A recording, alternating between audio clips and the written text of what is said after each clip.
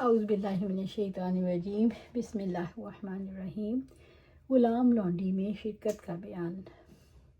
نبی صلی اللہ علیہ وسلم نے فرمایا، جس نے کسی سانجے کے غلام کا اپنا حصہ آزاد کر دیا تو اس کے لیے ضروری ہے اگر غلام کی انصاف کے موافق قیمت کے برابر اس کے پاس مال ہو تو سارا غلام آزاد کرا دے۔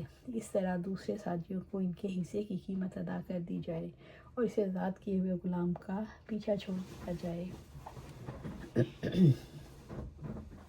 آپ صلی اللہ علیہ وسلم نے فرمایا، جس نے کسی سانجے کے غلام کا اپنا حصہ آزاد کر دیا، اگر اس کے پاس مال ہے تو پورا غلام آزاد ہو جائے گا، ورنہ باقی حصوں کو آزاد کرانے کے لیے اس سے محنت مزدوری کرائی جائے، لیکن اس سلسلے میں اس پر کوئی دباؤ نہ ڈالا جائے۔ قربانی کے جانوروں اور اونٹوں میں شراکت، اور اگر کوئی مکہ کو قربانی بھیج چکے پھر اس میں کسی کو شریک کر لے تو جائز ہے۔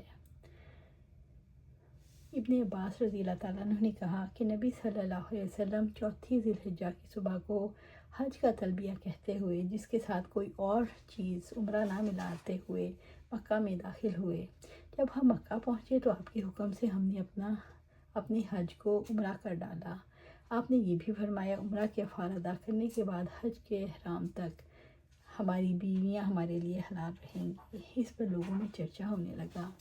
عطا نے بیان کیا، جابر رضی اللہ تعالیٰ عنہ نے کہا، کچھ لوگ کہنے لگے کیا ہم میں سے کوئی مینا اس طرح جائے کہ منی اس کے ذکر سے ٹپک رہی ہو؟ جابر نے ہاتھ سے اشارہ بھی کیا۔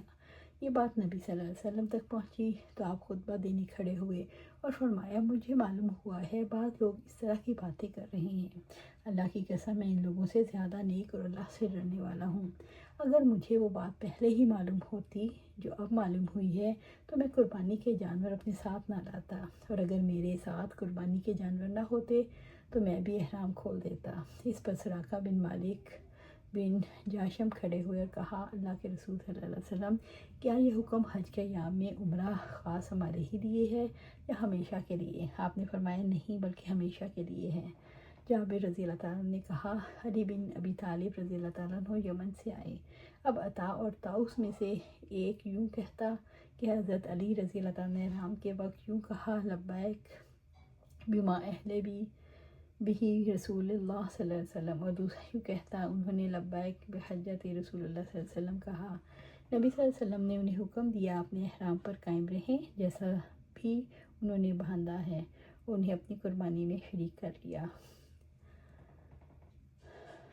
رسول اللہ صلی اللہ علیہ وسلم نے مدینہ سے قربانی کے لیے 63 اونٹ لیے اور حضرت علی یمن سے 37 اونٹ لائے۔ یوں ملا کر حضرت علی رضی اللہ عنہ نے آپ کو اپنے اونٹوں میں شریک کر لیا اور مکمل 100 اونٹ ہو گئے۔ تقسیم میں ایک اونٹ کو 10 بکریوں کے برابر سمجھنا۔ نبی صلی اللہ علیہ وسلم کے ساتھ حامہ کے مقام پر ذوالحلیفہ میں تھے۔ غنیمت میں ہمیں بکریاں اور اونٹ ملے۔ بعض لوگوں نے جلدی کی اور جانور ذبح کر کے گوشت کو ہانڈیوں میں چڑھا دیا۔ آپ صلی اللہ علیہ وسلم تشریف لائے اور آپ کے حکم سے گوشت کو ہانڈیوں کو الٹ دیا۔ پھر آپ نے تقسیم میں 10 بکریوں کا ایک اونٹ کے برابر حصہ رکھا۔ ایک اونٹ بھاگ کھڑا ہوا۔ قوم کے پاس گھوڑوں کی کمی تھی، ایک شخص نے ان کو تیر مار کر روک لیا۔ آپ صلی اللہ علیہ وسلم نے فرمایا، ان جانوروں میں بھی جنگلی جانوروں کی طرح وحشت ہوتی ہے، اس لیے جب تم ان کو نہ پکڑ سکو تو ان کے ساتھ ایسا کیا کرو۔ ابایا نے بیان کیا، میرے دادا نے عرض کیا، اللہ کے رسول صلی اللہ علیہ وسلم، ہمیں امید ہے یا خطرہ ہے کہیں کل دشمن سے مڑ بھیڑ نہ ہو جائے اور چھری ہمارے ساتھ نہیں، کیا دھاردار لکڑی سے ہم ذبح کر سکتے ہیں؟ آپ نے فرمایا، لیکن ذبح کرنے میں جلدی کرو، جو چیز خون بہا دے اسے کاٹ ڈالو، اور اگر اس پر اللہ کا نام لیا جائے تو اس کو کھاؤ، اور ناخن اور دانت سے ذبح نہ کرو۔ اس کی وجہ میں بتلاؤں، سنو، دانت تو ہڈی ہے اور ناخن حبشیوں کی چھریاں ہیں۔ اللہ سبحانہ تعالیٰ سے دعا ہے، میں قرآن و سنت پر عمل کرنے کی توفیق دے، اس پر جمع دے، اور جنت الفردوس کے پاس فردوس میں اپنے پاس گھر عطا فرمائے، آمین یا رب العالمین۔